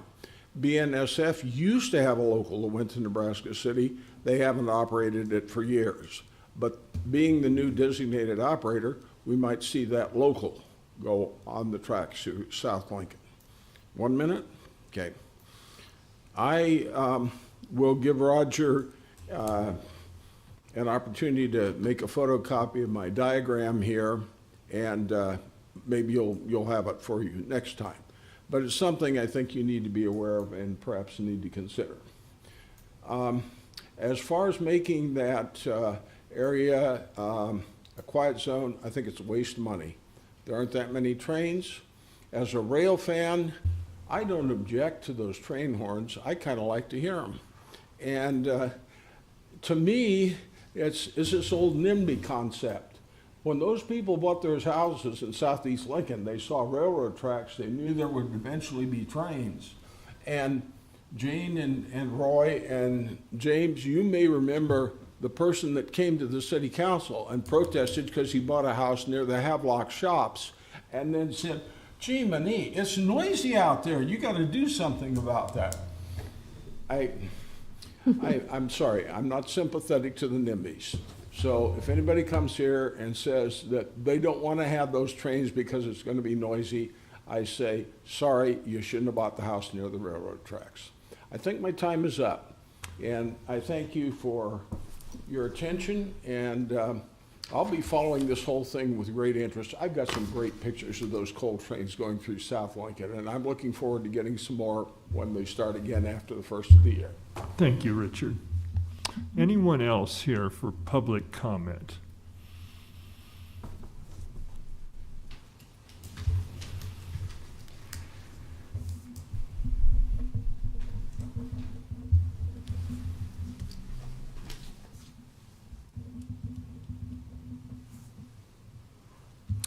Good afternoon, members of the Rtsd. My name is Tim Haruza, last name spelled H-R-U-Z-A. I live at 6140 Thompson Creek Boulevard here in Lincoln. That would be over in the Thompson Creek neighborhood, just behind Village Gardens, not too far from Campbell's Nursery.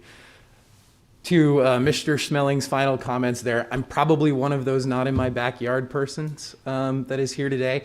Let me first preface my comments by simply saying that I don't fault the railroad or OPPD or the city or the county for anything that's happening, for the trains running again, for anything like that. We purchased our home. I'm about a little over a third of a mile away from the crossing at 56th and to be the Pine Lake crossing between 56th and 70th.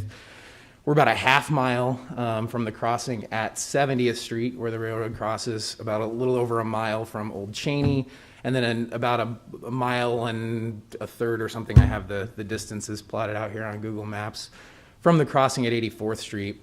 I come today simply to urge you to continue to look at the quiet zones issue. I fully understand and appreciate the railroad's decision and the work that they're doing to try to make sure that we do not disrupt Lincoln's traffic situation. I think that's a very big community concern that we need to have from an economic, from a city and a county standpoint in terms of the impact that has on folks' daily commutes. But I do think that the residential impact is a big one. By way of background, I'm an attorney. When I first graduated from law school, I spent 3 years living in Grand Island, Nebraska, where I worked in private practice. At that time, I lived in two different places. We rented a place up in the northern part of town, which wasn't too far from, I think, the UP tracks that run north of Grand Island. And then we purchased a home down a little bit more toward the center of town, but I think is closer to the Bnsf tracks. Those tracks are far more busy than what this one is purported to be, with an average, a little over, an average or so of one train per day, with the possibility for more, I suppose, based on some of the other speakers' comments. My experience there, though, really did drive me to look for a different place to live. And that's not an exaggeration either. It was one of those things that woke me multiple times a night. I know this will only be a few whistles a night, but it will be substantial and it will be loud. I did bring a couple of maps that I pulled off of Google Earth just for reference. One is a map, and it's dated 2018, of what that place looks like, where my home is and where our neighborhood is. But there are a couple of neighborhoods, and you'll see the development, and then another one 17 years ago, from 2003, 2004 time period, before any of those homes were built, and the last time that this track was used. Again, while fully understanding this will be one train coming down and going back twice a day, it will likely be in the middle of the night very often. It's also more than one horn whistle or two horn whistles, right, at each intersection. These things are loud. 95 to 100 decibels, as Mr. Feigard said, is a considerable loudness for those things, and they do travel for miles in terms of the impact that they have. I have a young daughter. I have a second child on the way. I understand we purchased the home near the tracks. I do not come before you to ask you to stop this, to do anything like that. Fully expect it to happen come January. But I also know, having lived near train tracks in the past, I do know that come January, you're going to have a lot of people who wake up to what this will mean for our neighborhood and for the other neighborhoods that will be impacted. I speak for Southeast Lincoln, where I live. I do know that a lot of people are going to end up being affected, more so than they ever realize or pay attention to when they see the headlines that we see now. I do want to thank Jeff Davis. He has reached out to my homeowners association, the Thompson Creek Homeowners Association. I believe they visited with him. I'm not active in the HOA, but my neighbor is, and I do know that I appreciate the work that they're doing. I just come to you to ask you to continue to consider the quiet zones, to continue to weigh the impact that will have. I know you have other priorities throughout the city, but I do think it's important that we speak to our local elected officials. And I do know personally that people are going to be bothered by this. They're not yet, and they won't until January. But it will have an impact on residential homeowners in Lincoln, and especially in Southeast Lincoln. So with that, I'll leave these maps as well of the before and after, just in case you want to compare them. It's just pulled off Google Earth, so it's nothing fancy whatsoever. But thank you so much for your time, and thank you for considering my comments. Thank you for your comments, Tim. Anyone else from the public here today that would like to speak on any topic?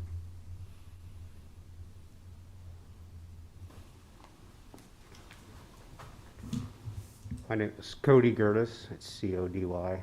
And it's G-E-R-D-E-S. I live at 7340 South 64th Circle.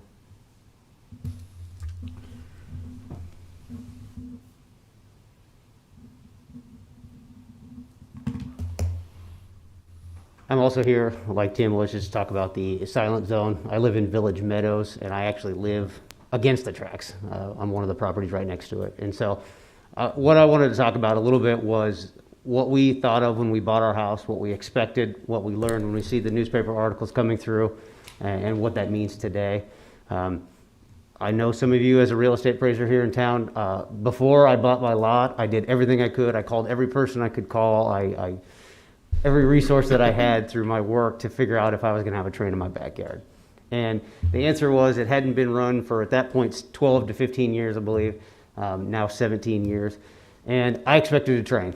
And I will tell you, every time it washes out, anytime there's a high water, they are fixing it the next morning. And so I never once thought that there wouldn't be a train there. And upon that, as parents, we have taught our children to not go on the tracks.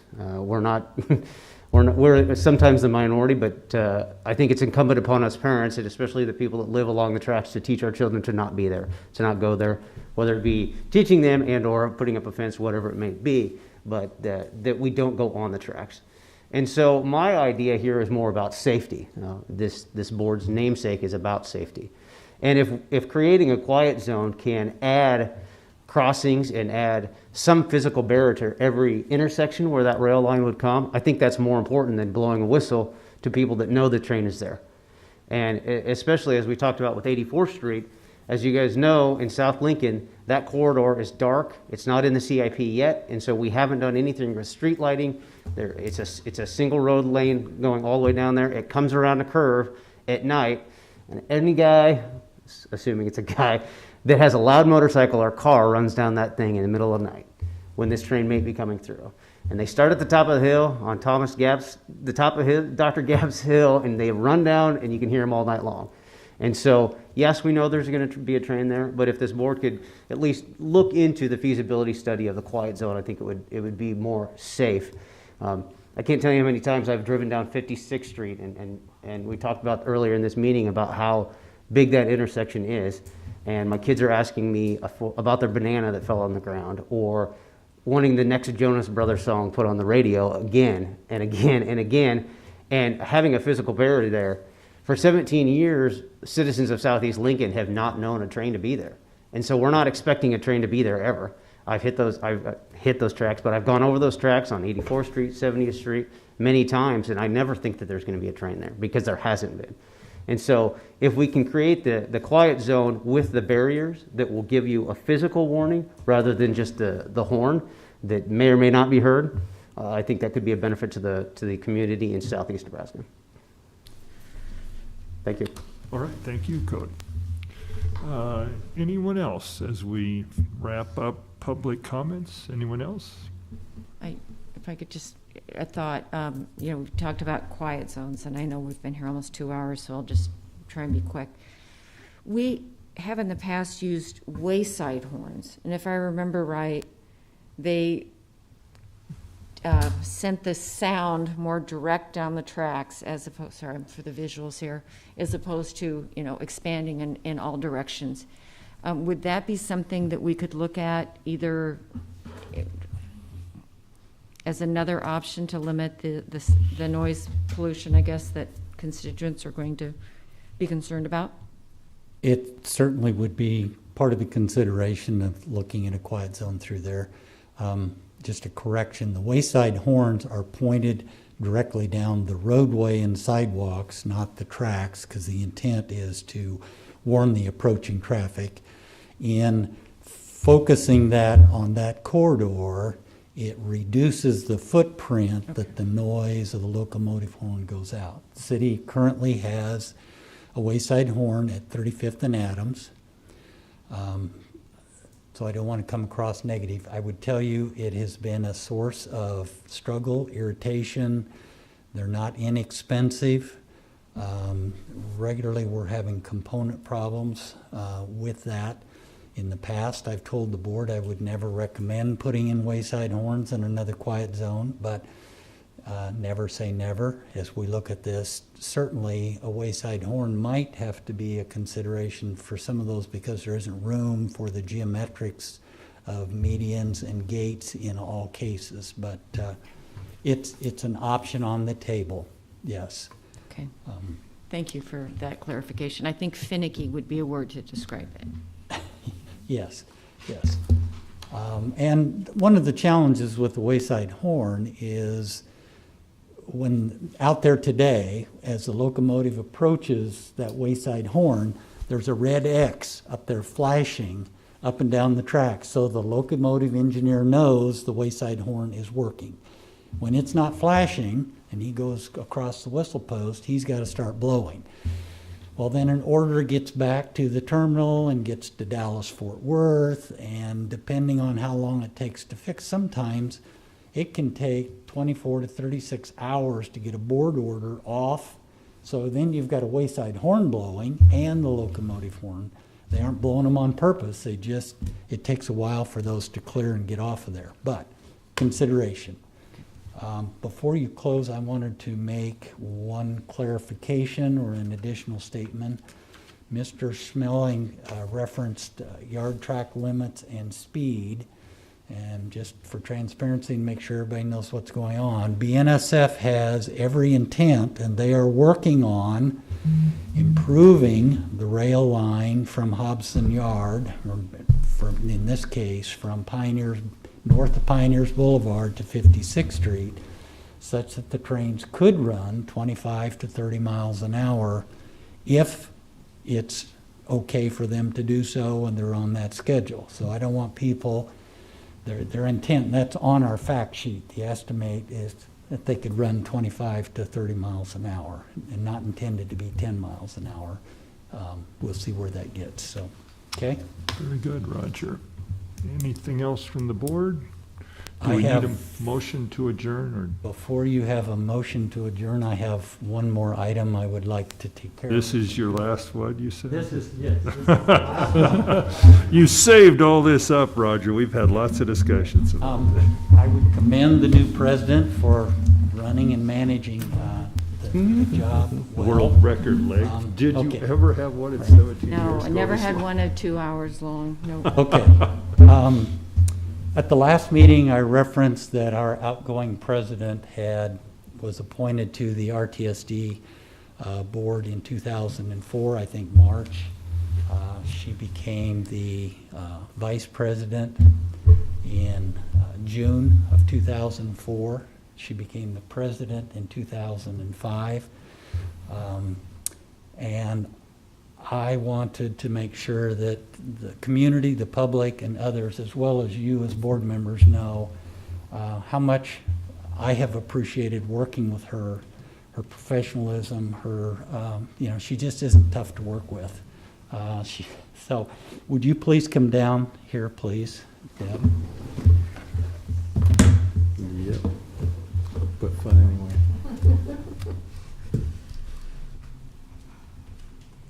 I've been doing this for almost 30 years now, but for the last 15, I wanted to extend my appreciation.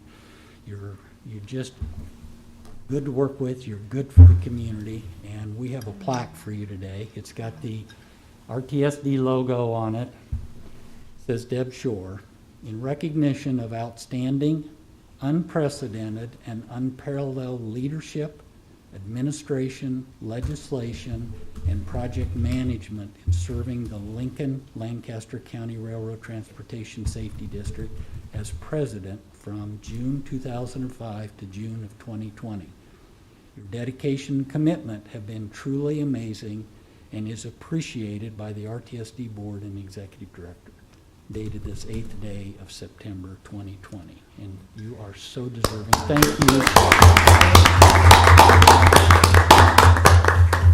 Well, thank you very much. I will treasure this. When you told me how many years it had been, I was shocked because it has been a joy working together and with so many county commissioners and city council people over the years. I've learned a lot about transportation, about engineering, and all these things that I didn't have in a banking background. So it's been a joy, and thank you very much. You're very welcome. Here, I've got some packing for that too. That I think I've done. With that, we would entertain a motion. Move that we adjourn. Second. We have a motion and a second for adjournment. Please call the roll. Yes. Yes. Yes. Yes. Yes. Yes. Very good. Thank you all.